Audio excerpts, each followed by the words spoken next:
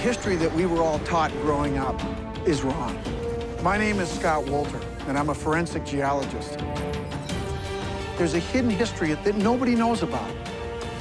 There are pyramids, chambers, tombs, inscriptions. They're all over the world. We're going to investigate these artifacts and sites, and we're going to get to the truth. Sometimes history isn't what we've been told.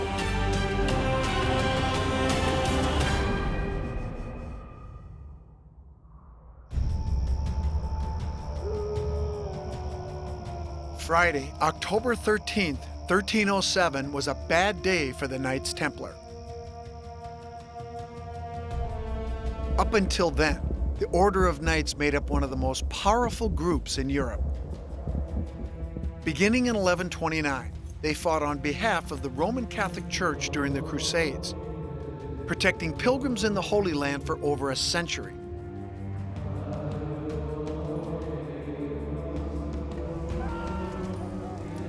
But on that fateful Friday in 1307, the Knights were arrested, tortured, and ultimately executed.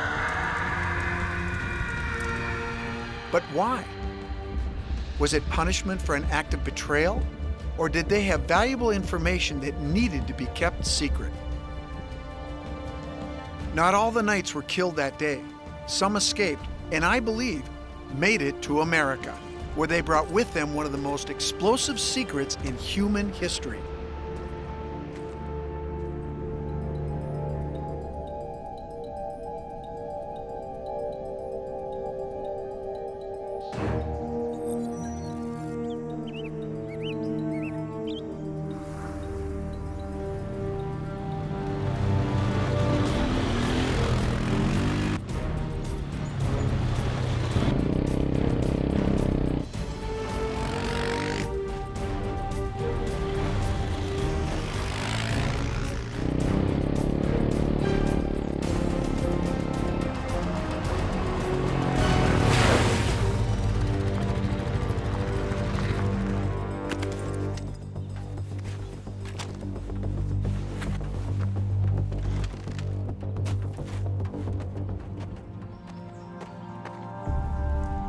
I think a clue that could unravel this mystery might be here in rural Pennsylvania, in a location that I've promised to keep secret. A tipster contacted me and said he recently discovered a stone with an engraving of a Templar symbol called the Hooked X.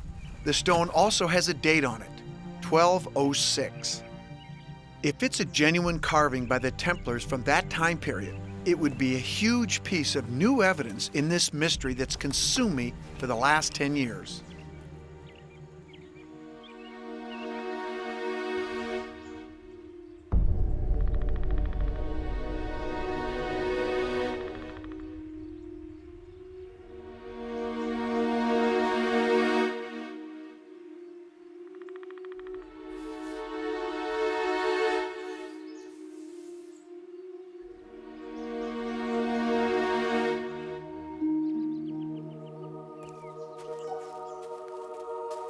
Hi, are you Scott? Yes, I am. Glad to meet you. My name's Bill. Nice to finally meet you, Bill. Nice to meet you. You must be Butch. Real good to meet you. Nice to meet you, too. Well, I have to say, guys, you've discovered something that potentially could be one of the most important things I've ever seen. This is really an amazing find. How did you guys find this? I was walking down a trail across the creek there with my dad back in the first week of May. Of this year? Of this year, yes. I know that there were some places over here that I hadn't yet discovered or, and explored. And you found this? Yes, I did. Do you realize how incredible that is? Wow. No, I didn't at the time. I knew that this is the kind of carvings and things that you were, looking at. And I know they're all over this country. The Hooked X. Especially the Hooked X, because I know that there have been more contact here by European people than anybody would ever believe. And wait a minute, so you're saying that you believe in pre-Columbian contact Yes. prior to Columbus? Yes, 100%. Good for you. There are a lot of things that I see here symbolically, the fact that the inscription is carved within the body of a serpent is consistent with thousands of Viking-age runic inscriptions in Scandinavia. But Knights Templar also used runes. Looking at the stone here, I see a lot of runic symbols. Moving clockwise from the head of the serpent on the lower left, the runes I see most closely resemble the symbols for T, S, N, M, F, R, A, and D. As for the translation of a message, I can't make sense of it. Continuing on around to the right, there are what look like Roman numerals: M, C, C, V, and I, which translated to a date would be 1206. But that hooked X is really the key piece of evidence that tells me who carved that. And it had to have been somebody over here who was originally part of the medieval Knights Templar. If this is legitimate, tells you that they were here in Pennsylvania. Proving the Templars came to America has become my life's work, and the hooked X is the symbol at the center of it all.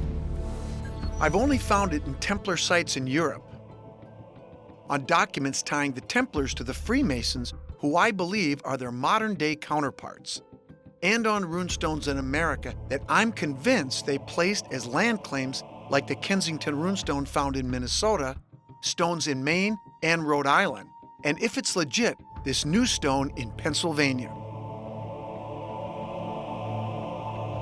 The reason I care so much about this single symbol is because I believe the Templars used it to hide a shocking secret in plain sight. That a bloodline of Jesus exists, and not only that, but that a select group of knights brought both the secret of the bloodline and the bloodline itself to America.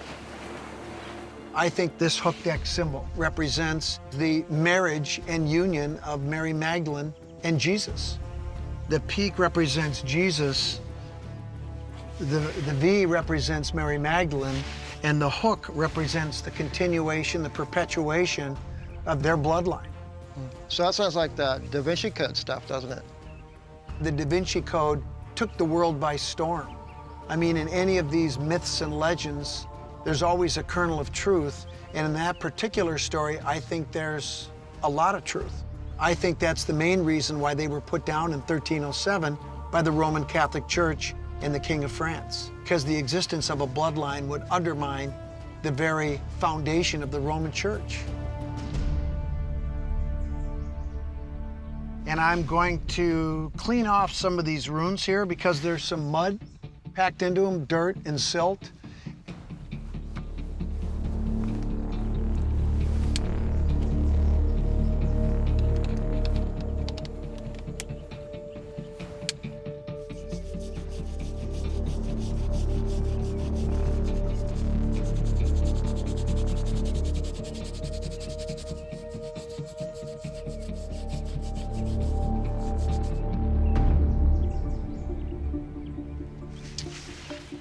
I'm gonna take a closer look here. What are you finding in there? I seen you cleaned that up pretty good. It still looked pretty much the same. Well, it doesn't look the same to me.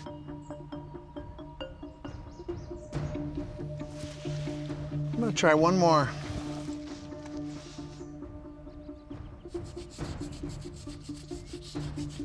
It almost is like there's glue in here. This mud is packed in here pretty tight. In fact, it looks almost like somebody mixed a water-soluble glue with mud and packed it in here, because this is not natural. And it looks to me like all these grooves have been filled in with this mud, this organic mud, probably from right here. And I don't know why that would be on those surfaces and only on the carved lines. So what you're saying is it's not real then? Yep. Wow. It's a hoax. I'll be darned. So I got a question. Do you guys know anything about this?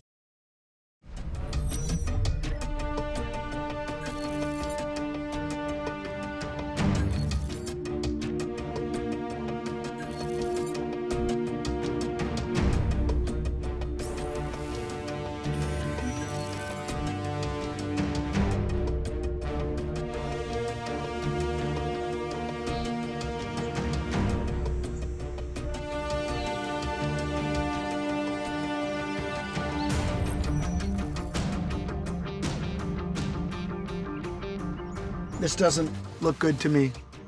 This is a hoax. Hmm. So somebody's playing a joke on me.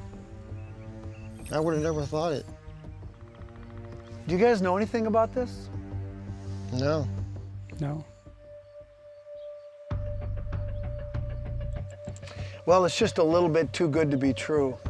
There's some other problems with this. This S rune right here, that's a messed up S. That's not a runic S. I've never seen one like that. That M is not very good. It's asymmetric. This F here, not so much. This R is a big problem for me. Some of the runes I thought were problematic before now just look fake, made by someone who really didn't know how to read or write runes. The top and bottom of the S rune should be the same length, and they're not. The M is also disproportionate. Its stem should be longer. And the R doesn't look anything like a regular R rune. I mean, I had no idea. I just looked at it. I went by what Butch said. I thought, I thought it was a, I thought it had some age to it from just looking at it. yeah, You know, I mean, looks like it to me. There is no weathering patina here. If you look, you can see somebody has filled in these carved lines with dirt. And they didn't just put dirt in there. I think they mixed in a little glue too to make it stick. This thing is probably not even more than a couple years old. It can't be any more than 3.5 years old. I guess 4 years now was when my Hooked X book first came out. This isn't easy to carve something like this, No. but this was absolutely carved to intentionally deceive. The fact that someone would go to such lengths to create a hoax is disappointing, but not surprising. I know some people are scared of what I think is the truth. People will do extraordinary things for their faith. And in this particular case, this is probably somebody who doesn't like the idea that I think Jesus was human, that he was married, and that he had children, and that his descendants are alive today. You saw what happened after the Da Vinci Code. A lot of people got upset. But we're not talking about the Da Vinci Code. We're talking about real life here.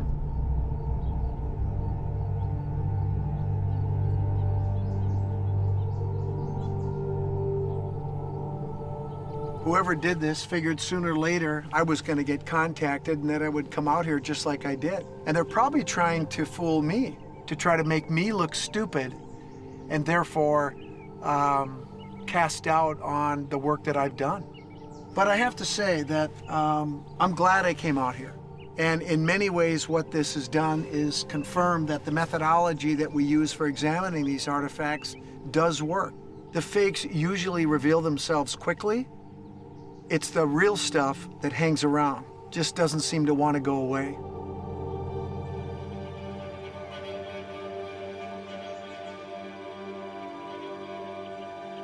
So guys, is there anybody else that could possibly have been out here? Anyone else that you might know? I don't know of anyone. nobody I know of. There are some people that may say, hey, you know what, you perpetrated a hoax.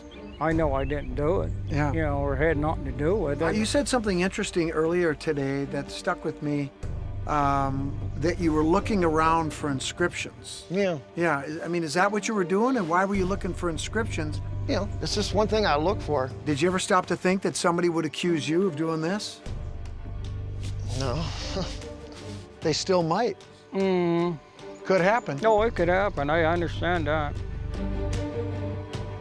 Is there a part of you guys that still believes that this might be real, or do you accept what I've shown you? I accept it, yeah. I accept 100% what you showed me. You know, the fact that this is a hoax, it motivates me even more to want to get to the truth behind the mystery of the Templars coming over here to North America. I think they influenced the founding in the United States of America that we know today.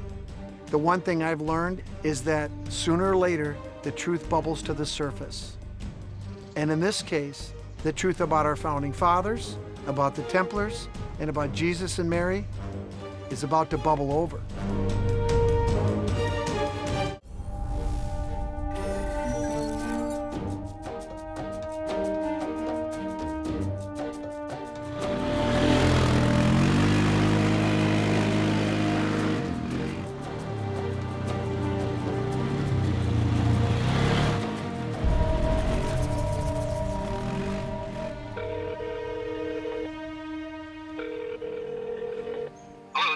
Steve. Hey, Steve, how you doing, man? I'm good, Scott. What's up with you? Well, I'm actually up in your neck of the woods, and I just looked at a new runestone that has a hooked X. It looked great. Oh, wow.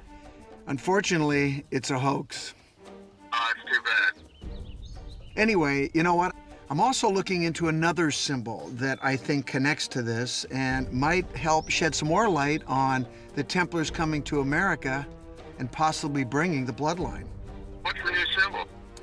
Well, you know what? I can't tell you just yet. I have some more work to do. Does any of that work involve research in France? That's where I am right now. You're in France? Yeah. What are you doing there? I'm researching St. Clair family ties to the Templars.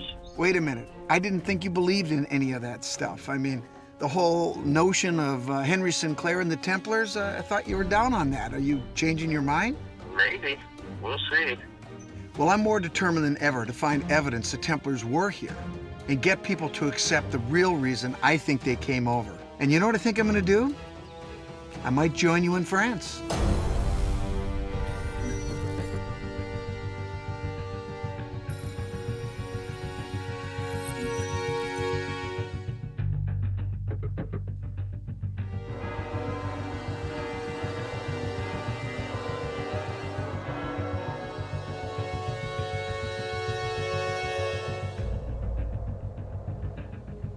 My friend Steve St. Clair, who I'm meeting in France, is a member of one of the few families here in the U.S. with a credible Templar connection. Families with Templar ties are important because I think the bloodline of Jesus was actually perpetuated and physically carried on through the centuries by powerful Templar families.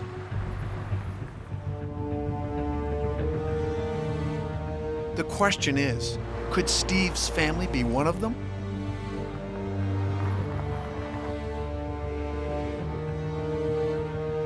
We're meeting in the city of Troyes, where the Templars got their start. This is where Pope Honorius II officially recognized the Knights Templar Order in 1129.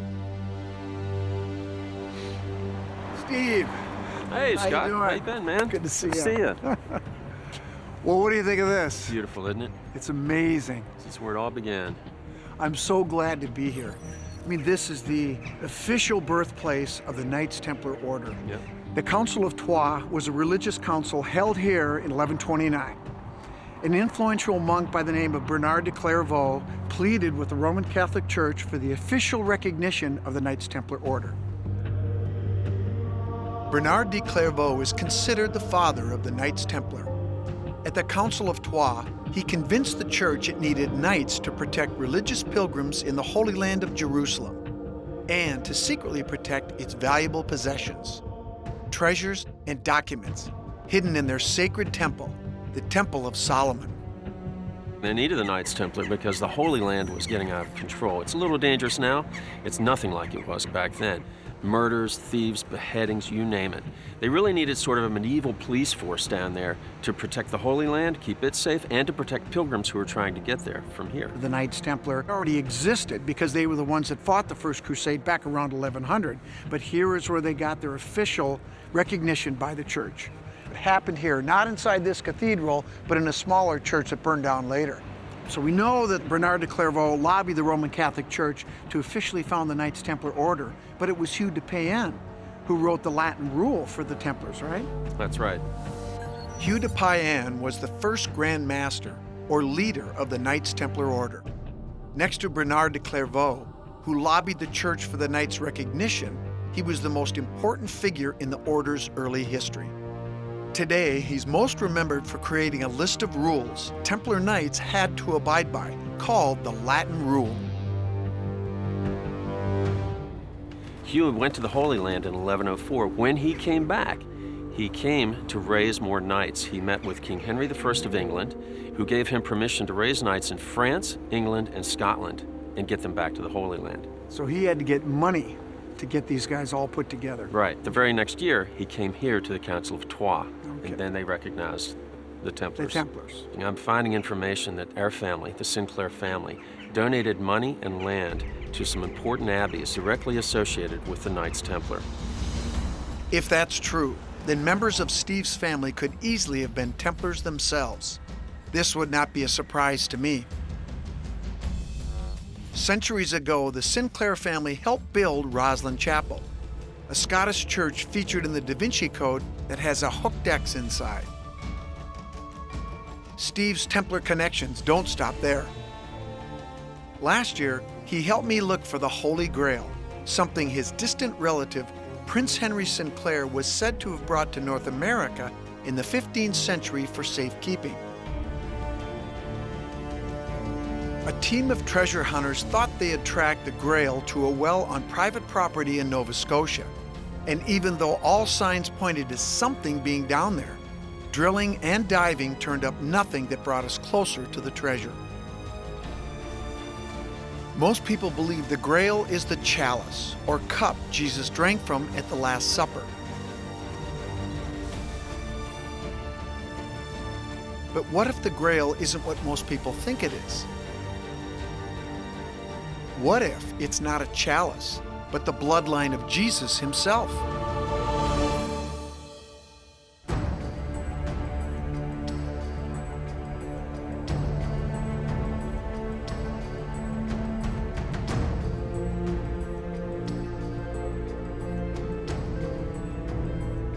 My research suggests that the true mission of the Knights Templar was not just to protect Jerusalem, but they were also guarding a very important secret, the physical bloodline of Jesus and Mary. In fact, I think while they were in Jerusalem, they found scrolls that actually speak directly to Jesus and Mary Magdalene being married and having a child, and that union represented the Holy Grail. And for him to be married with a child, that would have been curtains for the church.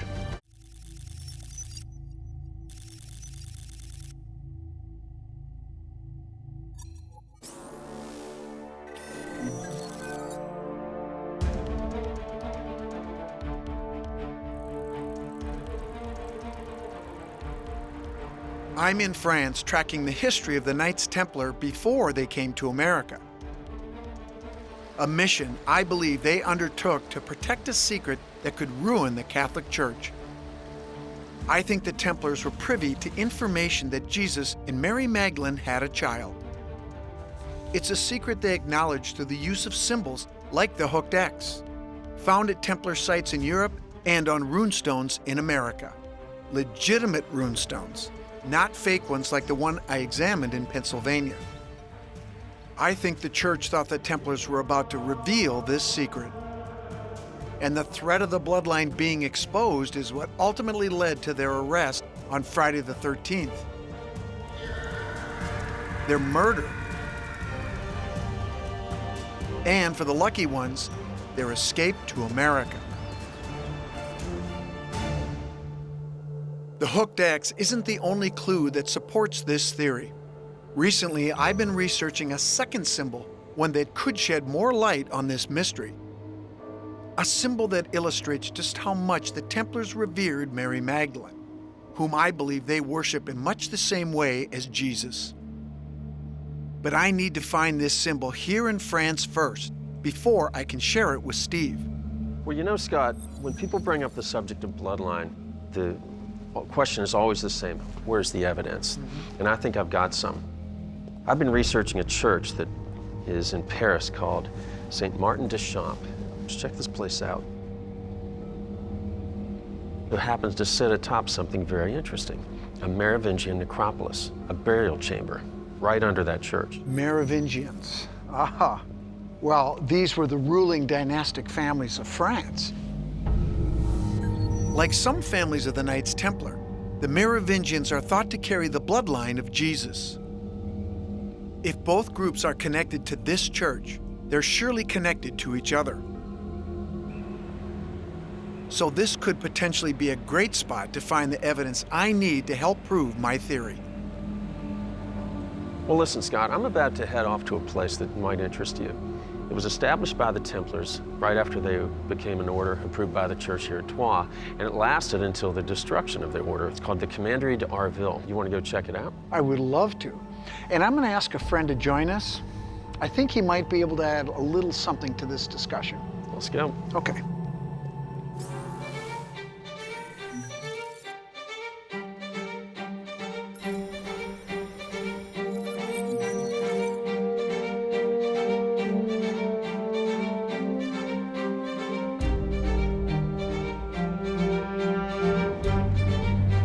After talking with Steve about his family ties to the Templars, I'm more convinced than ever that his story is intimately tied to my own quest to uncover the true mission of the Order. It's all about the bloodline. Maybe there will be more to learn in Vendôme. This is where the Templars conducted training exercises before they were banned by the Catholic Church on Friday the 13th, a day some still believe could be cursed. This is a subject my good friend Alan Butler knows plenty about. One thing I know about this place, Alan, is that it was founded, the Commandery d'Arville was founded at about the time of the Council of Troyes. Is that right? Yeah, it's a very, very early example. The name itself is interesting, Commandery. What would you describe a commandery as, Scott? Basically, I would describe it as a medieval police academy for the knights where they were housed and trained. Yeah, and it was, but it was very much more as well. This was a huge farm in its day, 2,500 acres, growing all the stuff necessary to feed all the Templars and the horses. And in fact, it continued right on until the end of the Templars on Friday the 13th of October, 1307. Most people don't realize the influence the Templars and the Cistercian monks affiliated with them had on the medieval economy. Their embrace of agriculture, and specifically sheep farming, at places like this commandery provided the backbone of the entire wool industry in medieval times. Some places like Rievaulx Abbey in England had upwards of 14,000 sheep whose skins were widely sought for parchment. Here, wool would have been used to make clothes to outfit the knights, sheep's milk used for butter and cheese to feed the knights, and sheep skins used for blankets to keep them warm. Overall, the support for and training of the knights was a massive operation undertaken by people who never raised a weapon. All the Templars were not knights that carried swords and fought the Crusades like everybody thinks. There was an average of about 20 people that were needed to support each Templar that we think about that fought at the Crusades. So at the height of their order, we're talking around 20,000 people who were Templars. So, Alan, you mentioned Friday the 13th, 1307. Is there any truth to that being the origins of Friday the 13th being an unlucky day? In popular imagination, that may be so, but it already was unlucky. Number 13 was a very important pre-Christian pagan number.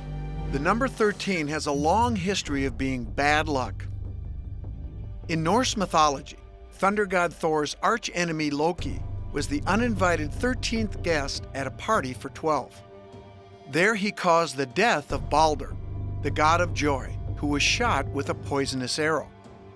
At the Last Supper, there were 13 people, Jesus and his 12 apostles. Judas was the 13th guest, the person who arrived last, and would go on to betray Jesus. But perhaps the most deplorable pagan belief in the eyes of the church was that 13 represented the goddess, or female divinity, an idea the Templars would go on to embrace with their worship of Mary Magdalene, whose name starts with the 13th letter of the alphabet. So consequently, the Christian church didn't like it, and Friday was the day Christ was crucified. So take the two things together, you've got a supremely unlucky day. Especially for the Templars. Oh, absolutely. You have to remember, guys, prior to the put-down, at this commandery, there were a lot of Templar knights here. And interestingly enough, there was somebody else important here as well. Who's that? Leonardo da Vinci. And the Da Vinci Code aside, I can tell you exactly how he and the Templars really connect.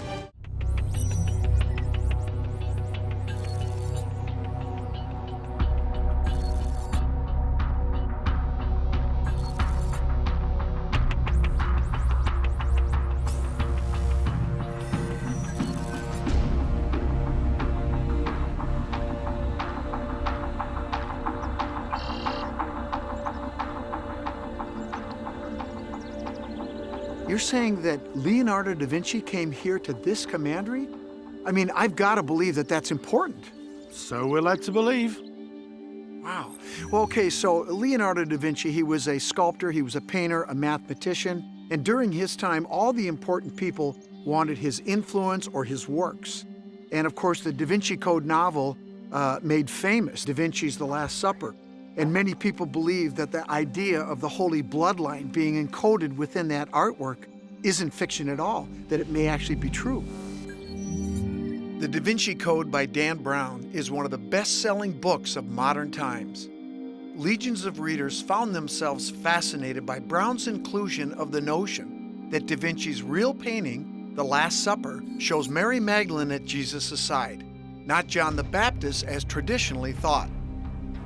As the story goes, Jesus and the alleged Mary together form an M, which signifies the real Holy Grail, the Holy Bloodline, not a cup or chalice, which is notably absent from the painting. Whether the theory is more fact than fiction depends on whom you ask. Alan, you're the Templar historian. What do you think the connection is between Da Vinci and the Templars, and why would he have been here? It's very difficult to prove a direct connection with Leonardo, but that's not too surprising.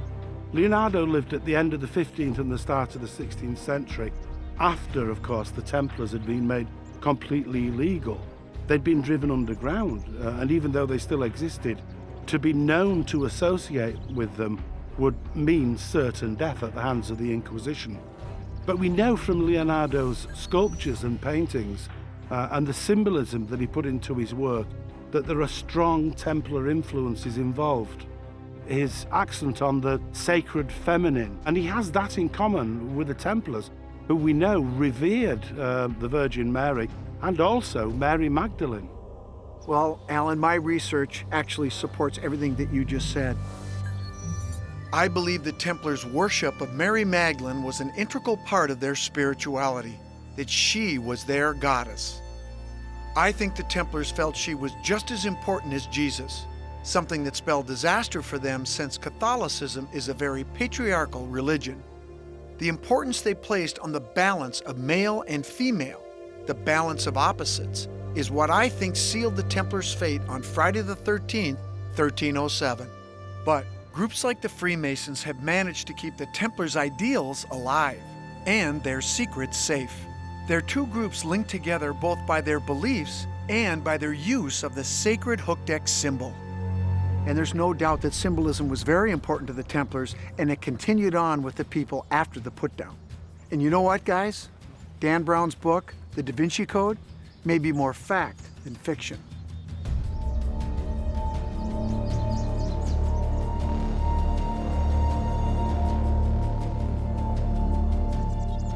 Walking in the footsteps of the Knights Templar here at a place where they lived, trained, and worshiped is awe-inspiring for me. What started for me as a mystery of a single symbol, the hooked X, has turned into so much more, including a search for new clues that we're finding right here in their humble church.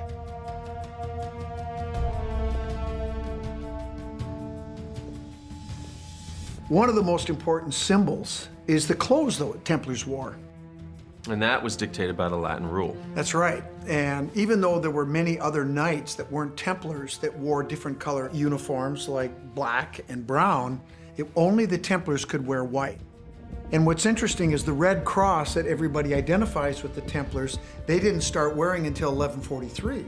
And these are really interesting colours, of course, because the white represents chastity, and the red cross is the feminine quality within religion. So the clothing was a very important symbol. But I've got another one. It's just going to blow you guys away. You're talking about the hooked X. I'm not talking about the hooked X. Come with me.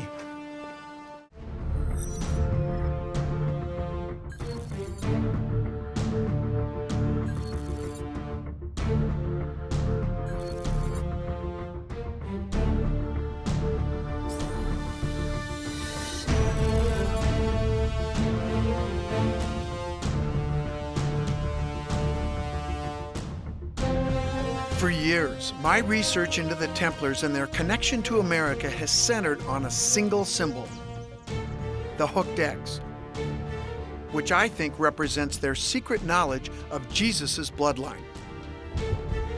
A symbol I believe they passed on to Freemasons today. But it's not the only symbol they passed on that represents that idea.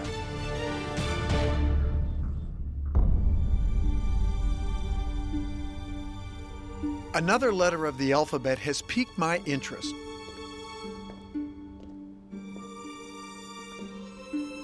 a symbol also representing the bloodline, and often hidden in plain sight for those with the eyes to see.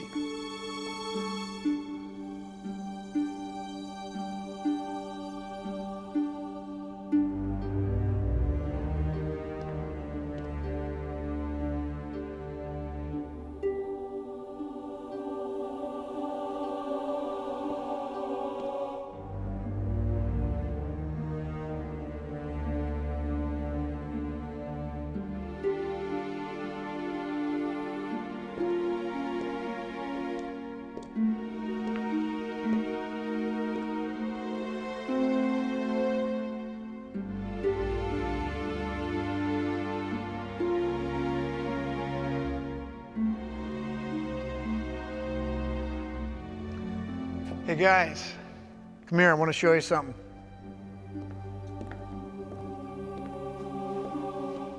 Jesus, you see the rose? Sub rosa, under the rose, which means in secret. Jesus is hiding a secret. Look at his hands. Come here, I'll show you something.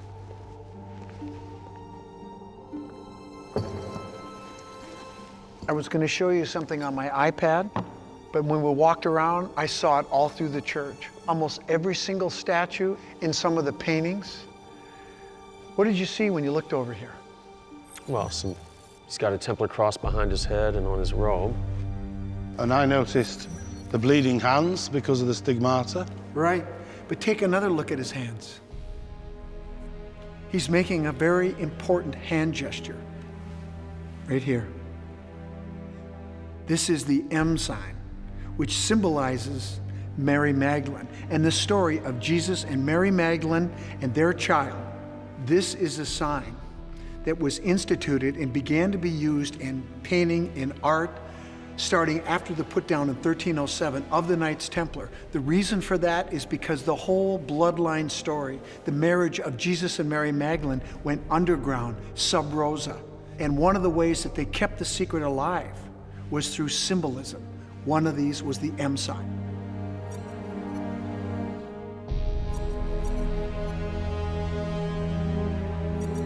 And it's not a natural hand gesture. Try it once. Yeah. You have to think about it, don't you? You do. Right. So whoever put this into the sculptures and the paintings did it for a reason. Now, some people are going to say, oh, that's just an artistic expression. Well, it is an artistic expression, but it had to come from somewhere, right? Absolutely. This is where I think it came from. This is the way they preserve the story about the bloodline of Jesus and Mary and their child. So this is a code, in essence. Essentially, yeah. It's a coded symbol. It's a secret that Jesus has in that statue. Now, let me show you something else. Take a look at this. These pictures are from a church in France called Saint Remy. What do you see there? The M sign. 5 of them. You see the M sign 5 times here. Yeah. M sign, M sign, M sign, M sign, M sign. And I want to show you one more thing. Take a look at this full life-size sculpture. What do you see there? Well, it's obviously just after Christ has been taken down from the cross. And I presume that these people round about are the Holy Family. She's in the middle and she has a halo. That's Yes. Mary Magdalene. It has to be Mary Magdalene, doesn't it? Who else could she be?